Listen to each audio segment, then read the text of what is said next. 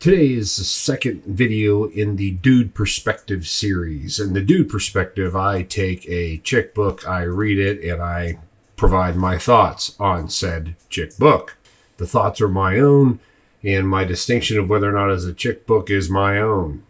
I use the chick book in only the sense that it's descriptive and that it sure feels like these books are written for women because they just talk about the strangest things.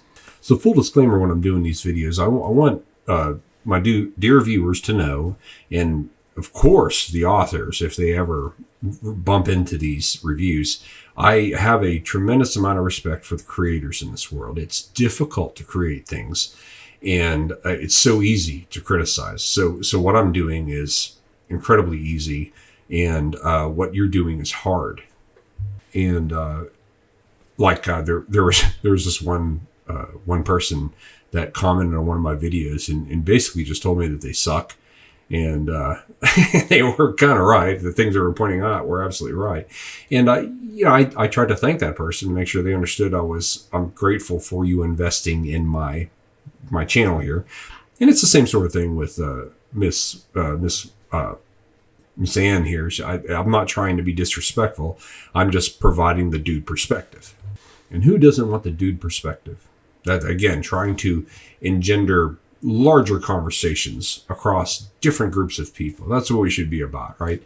So the people that are watching this should understand that, yes, there's a lot of respect due for anybody that does any creative endeavor. And it requires bravery to put something out there and let people misunderstand it, misinterpret your intentions for doing it. All of that requires bravery and patience and grace. So this video and this review isn't meant to be harsh, and it's not meant to be something that the author should take personally. This review is just opinion. It's amazing how much of the internet is nothing more than people like myself sitting around talking about things that other people have done. But here we are. This is 2021. On my Audible account, I gave this book 4 stars. That's the vast majority of books that I wind up listening to on Audible. I wind up giving 4 stars. And this one I gave 4 stars, even though the ending was, oh boy. Like my review on Audible was entitled Anti-Prozac. And yeah, it's that bad. You don't, if you're looking for a book to make you feel good, The Promise is not the book to read. Now, ironically, we got to this book. We're on this particular book, and this is part of a book club that I'm a member of, at least for now. At least till I figure out that I'm doing these reviews, I guess. But this is the second book that I'm doing with this book club, and I was the one who suggested it. You might have seen my review on The Giver of Stars. That was the first book we had done. This is the second book, The Promise. Now, this one was my suggestion. They were looking for suggestions. And, of course, I brought up Hillbilly Elegy, and some people had read it, and they decided, well, we want to do something that no one's read. And so I just went to Google and put in Houston area female authors. And there was a couple books that popped up ahead of it, but this book popped up and caught my eye. And I suppose it caught my eye because the story takes place in Galveston. And of course, being in Houston, we're not too far from Galveston, really. And I thought, okay, that's kind of cool, right around the 1900s. And yeah, that might be kind of neat. And I wasn't putting into my head, I wasn't getting, okay, what happened in Galveston in 1900. It was called the Great Galveston Hurricane. And the numbers vary on how many deaths are attributed to this storm, but it ranges from about 6,000 to about 12,000, making it I think it's the deadliest natural disaster in U.S. history. So you've got a book, and its backdrop is this hurricane. And it took me a while, so I'm about halfway into the book when it starts dawning on me that this is going to happen. So you're reading this book, and I kind of liked it better than The Giver of Stars. There was some things about it that were a little bit different. And what I thought I had seen was that the main character was having the kind of epiphanies you would hope that they would have earlier in the book. And of course that led you to believe that these epiphanies would allow them to enjoy their new life in the end of the book, right? So the book is about a young lady who is living in Dayton, Ohio, and she's a piano performer. She's got a career woman in the early 1900s that wasn't related to nighttime, And so this lady she's a pianist, and she does concerts, and she plays with an ensemble, and so she's got this real thing going on. Wildly successful, and then she makes the terrible choice of becoming involved in a relationship with a man. Now, I know what you're saying. Not all relationships with men are bad. I completely agree. That oftentimes works out quite well. But in this case, the person was a married man, and it's a sad story. As much as possible, I would hope to avoid spoilers, but they're coming up in this video, so you might want to not listen if you're going to read the book and you care about this kind of things.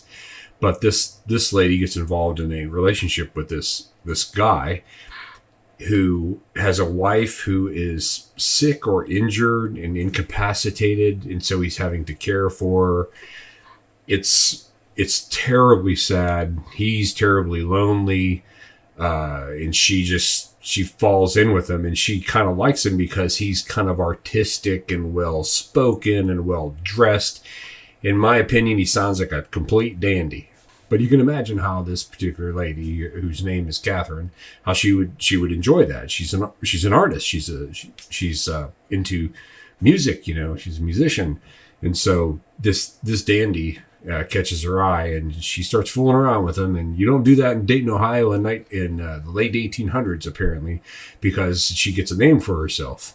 She starts losing her students. She starts losing her gigs, and she's left living in a hotel and on her inheritance money. And her inheritance money is rapidly evaporating. Living in a hotel is expensive. She's not bringing in any income.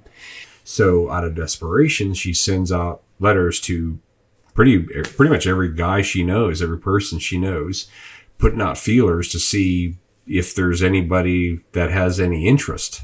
And she literally talks about it in the book. She talks about the fact that that's exactly what she was doing. And she would spend a lot of time thinking about how exactly to word these letters to people to try to elicit responses that she needed. She's about 30 at that time, and that's pretty old, but at that time to not have a husband.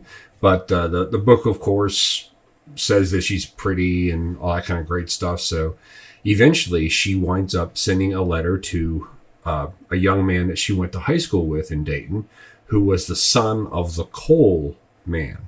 The coal man was a person that would drive a wagon of coal down the alley, and they would shovel coal into the houses because, coal was for the houses to heat them.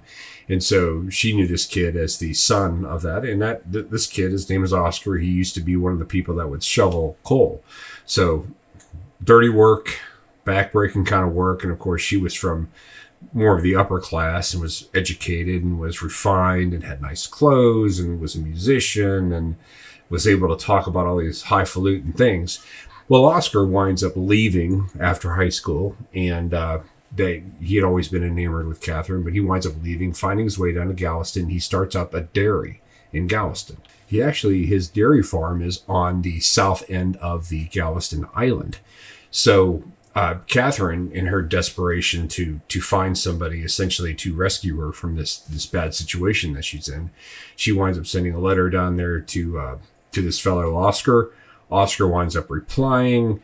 They wind up exchanging letters, and for the most part, Oscar kind of proposes in a letter. It says, I kind of need a wife. My wife passed away. I have a son who needs a mother. Why don't you come down to Galveston? Now, I'm sure some of you out there are romantically inclined, dear viewers. You're probably listening to that and thinking, wow, that sounds romantic. I can't wait to go down to Galveston and live on an island with Oscar and his cows.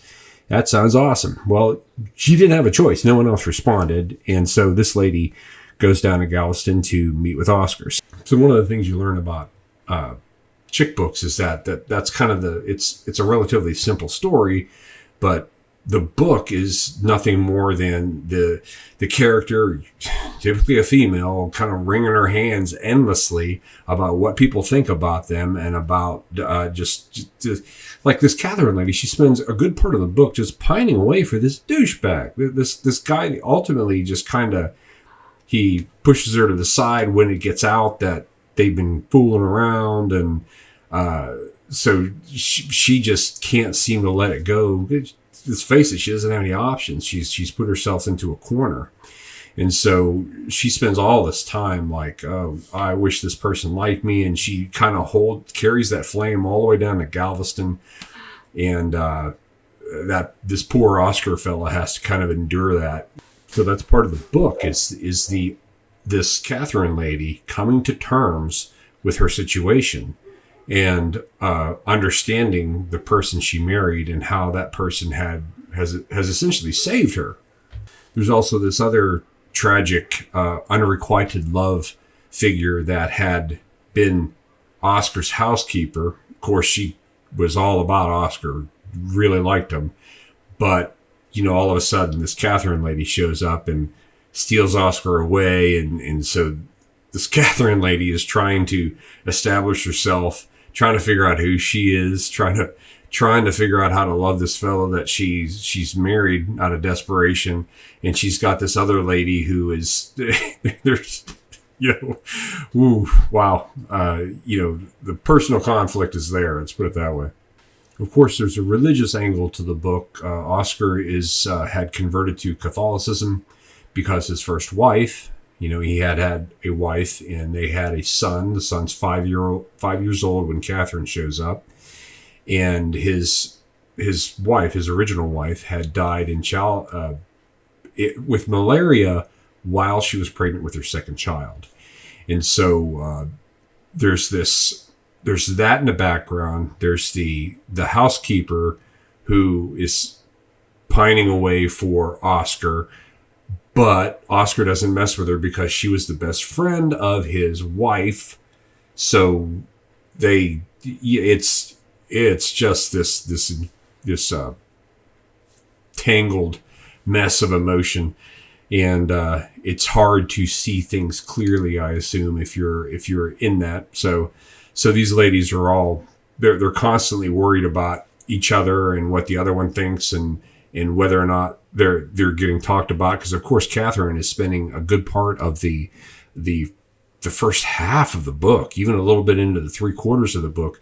Catherine's spending worrying about whether or not somebody from Dayton is going to come down and rat her out and tell Oscar how much of a tramp she is. So Catherine takes a train down to Galveston, Texas from the relatively settled, relatively cultured Dayton. He comes down to Galveston, Texas, and is on the south end of Galveston Island. And if you've ever been in that area, it's just a spit of land out there. The Galveston Island isn't some big, wide, it's barely like 3 miles wide at one point. So there's not a whole lot of room out there.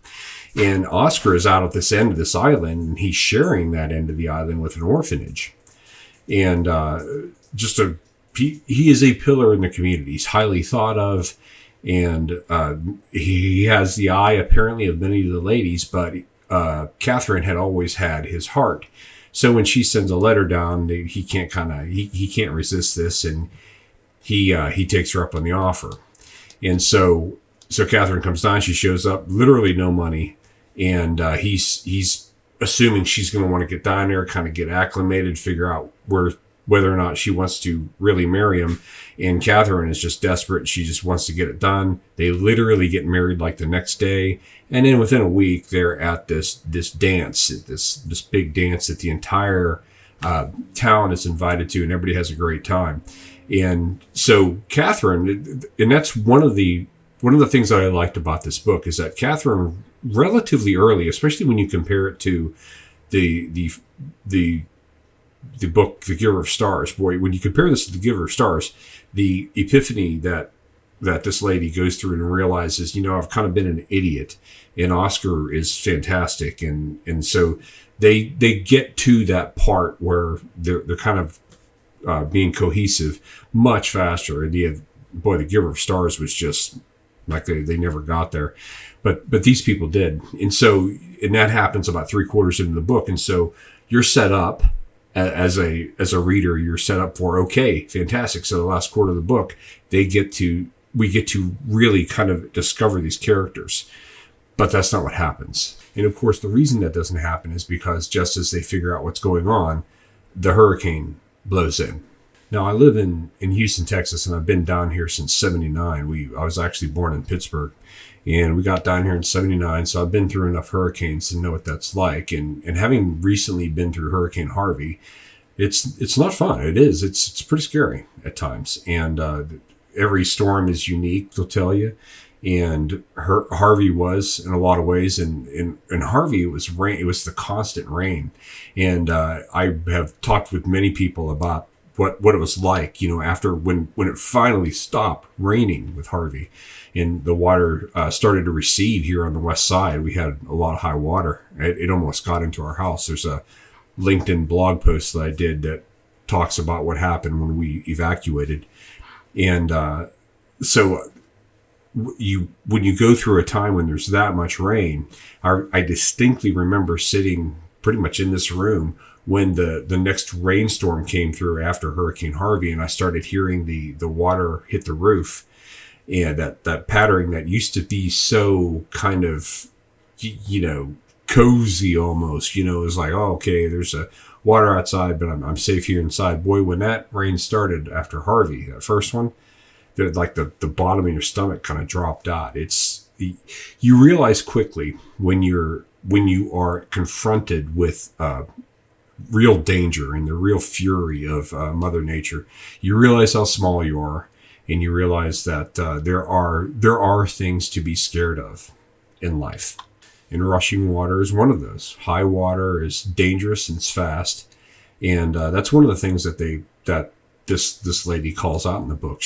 She not only does she realize that she's been a fool for loving this douchebag in Dayton and not appreciating Oscar for who he was, and so she has that kind of epiphany. She also realizes that there are things that are scary, and it does put other problems and worries into perspective. So, having lived through a number of hurricanes, I know what it can be like when the wind is howling outside, and I know what that kind of feels like. But I have never been on Galveston Island when a storm the size of the 1900 storm hit. That would have been absolutely terrifying. That the land, for my dear viewers who don't understand, the land absorbs some of the fury of the storm. So by the time, even the only 50 or 60 miles that it takes to get from Galveston to Houston, that storm, by the time it gets to Katy, has dissipated a little bit. And depending on what side of the storm you're on, you're getting the dirty side or the clean side. It's just not as bad as you can imagine being on an island before the coast even starts. So the point is that house, that dairy farm, would have taken the full brunt of that terrible, terrible storm. And so the punchline is that you're listening to this book, the hurricane's coming, and you're wondering when this lady's going to get it, because you could spend all your time worrying about something and completely miss the point, completely miss life, and never have any kind of fun, and never really engage in life. You're spending all your time worried about what's coming or worried about what's happened, and you're not in the moment. Okay, so you have all this build up. You have the characters, you have it established, and it looks like it's about to maybe have a happy ending, and then the hurricane shows up. And without going into detail to totally ruin it for you, people die. Well, you're left at the end of the book with a sense of loss. It's like you don't have closure. The story culminates and it concludes, but you never, I found myself wondering, when was I going to learn about Oscar? When was I going to learn about Andre? And so there's all these characters that there were hints of greatness in some of these characters, and you wanted to learn more about them, but you never got the chance. you constantly were confronted with the neuroticism of this Catherine character, and the unrequited angst of this other this character Nan, who wanted Oscar for herself. And so you never are able to get to those people, and you're hoping that, well, now that Catherine has figured out what's going on, we're going to finally kind of we're going to learn about those people, and we never do. They wind up being gone.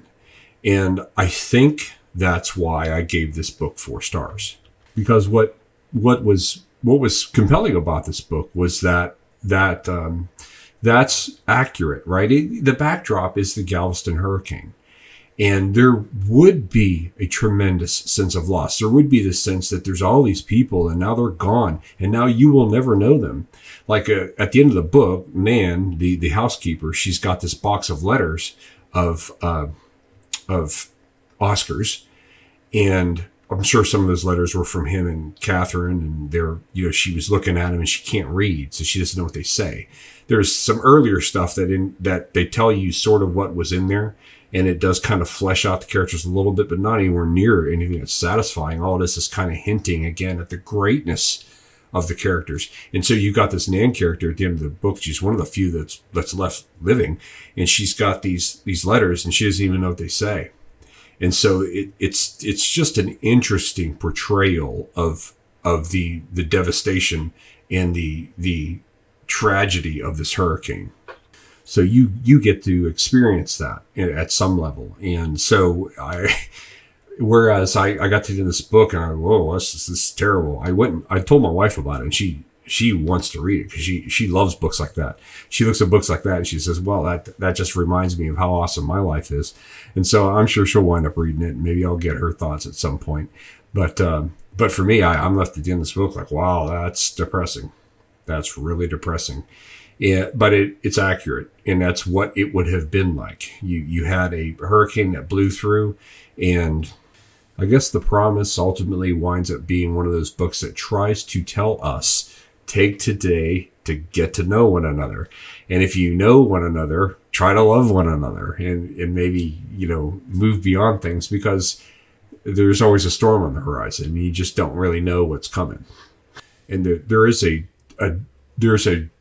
terrible, I guess it's a tragedy. It's not ironic. Well, I don't know if it's ironic or tragic or whatever, but one of the characters has just one of the cruelest twists of fate at the end. It's just, like I said, the sense of loss is palpable. The author did a fantastic job there. I think they totally got that. And I'm hoping that that's what they were going for, because boy, if they wrote that book with, and thought, that ending was good, I disagree. I don't like the ending. And mostly I don't like the ending because it just left some interesting characters unexplored. And instead what we got was a kind of a deep view of this Catherine lady who just wasn't all that interesting. She wasn't as interesting as some of the other characters. There's a big fixation with earrings. This lady has these earrings that this foppish dandy gave her in Dayton.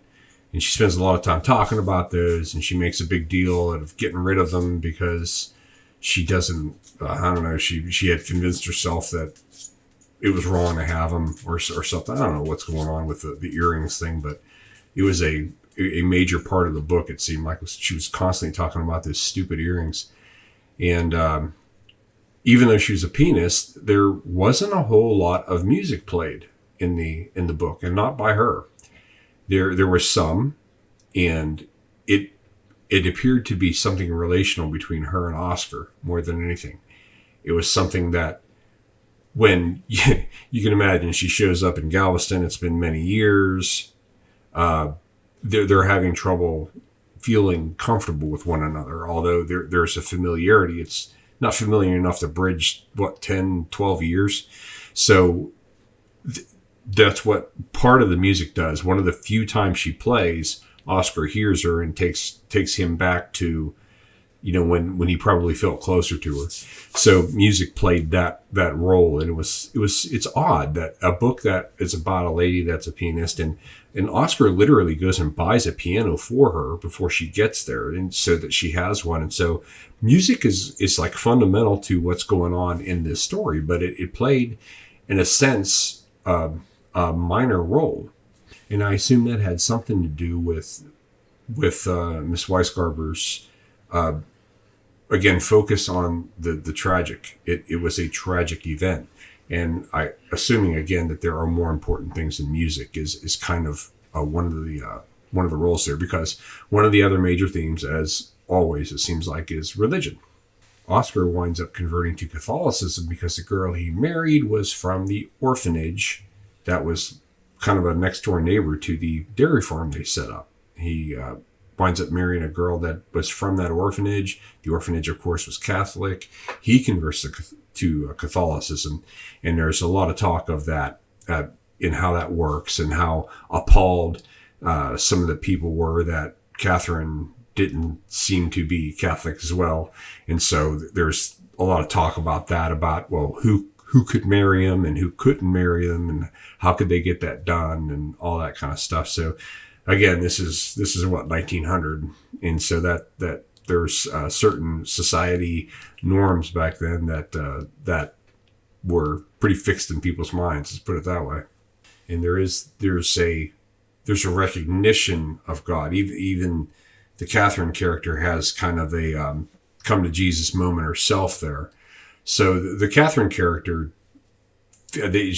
has a good journey there, and you can see that there's a maturing, and that feels good. But the thing that is so unsettling about the book, and again, it's one of the reasons I think it's a strong book, is it feels so capricious. The storm is not kind. It never was. You don't want to know what happens to that orphanage. And like I said, there's just a particularly cruel twist of fate at the end of it as to what happens to one of the characters. But so there's the reality, there's just the capriciousness of life, and it just reminds us, it compels us to really think about, well, first off, count our blessings, but also take the time that you have. Don't just sit around waiting for things to get better, because they never do. You have to make them better. You have to appreciate them for what they are, and where they are, and where you are. As I sit here thinking about it, redemption has to be one of the primary themes as well. Redemption of the characters, because there's that whole problem that Catherine has. She's desperate to be rescued, and then when she is rescued, she's not appreciative of the rescue. She's pining away for the person that kind of dumped her. And when she finally comes around to being appreciative of the second chance she's gotten, she's plagued by whether or not she's going to be found out for. So there's just all of this. There's this shifting sense of what is going to make Catherine complete. That is just so frustrating about this book, because she is constantly moving the goalposts. What else is important?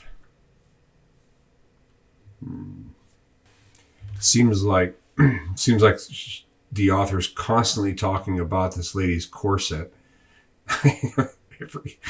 I don't think there was a single chapter where they didn't get through it without mentioning the lady's corset or whatever.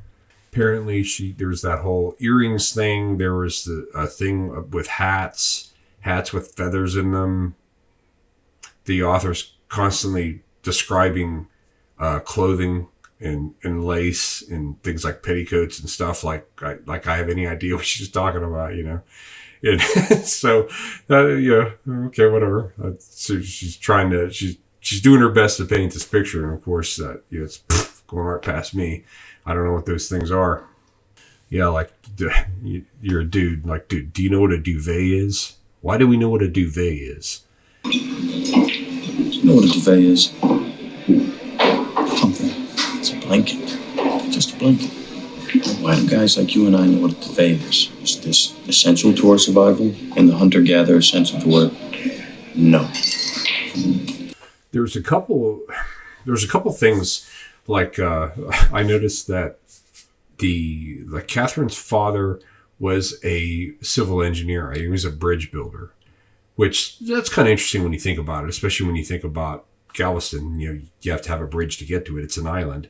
And after the hurricane, apparently, I don't know how long it took him to reestablish traffic to the island that wasn't by boat, because it just wiped out the bridge that was there. So that was kind of interesting in retrospect. But there's more than one reference to this Catherine lady talking about the beautiful bridges her father built, referring to the trusses and stuff like that. So you get this impression that like the author might have read something about bridges or knew something about bridges before they wrote the book, because I sort of know what a truss is, I guess. Oscar Williams this might be a stretch, but I'll go ahead and mention it anyway. He appears to be almost a messianic figure. He is a redeemer. He redeems those around him. He redeems Catherine. He's incredibly gracious, and he finds a way. The author mentions it a couple times, that he finds a way to make you feel like you're doing him a favor when he's saving you. And so he's got this kind of this Ruth Boaz kind of thing for the Ruth and Boaz biblical story. That's just what I thought of when I was reading this story. He kind of struck me as this kinsman redeemer in the mold of Boaz, and it also reminds me of my father. When I was cleaning out my parents' house after they passed, I found my father's one and only report card from Penn State. My dad went for one semester. He went to Penn State for an engineering degree, and I found it was a grade report from that semester, and he would have gotten it probably in the mail, probably right around January, because it was for the fall semester in 1968. And so he would have gotten it roughly probably in the mail by January of 69. And in March of 69, I would have been born. And that was the only semester my father spent at school. And I do remember talking to him about that.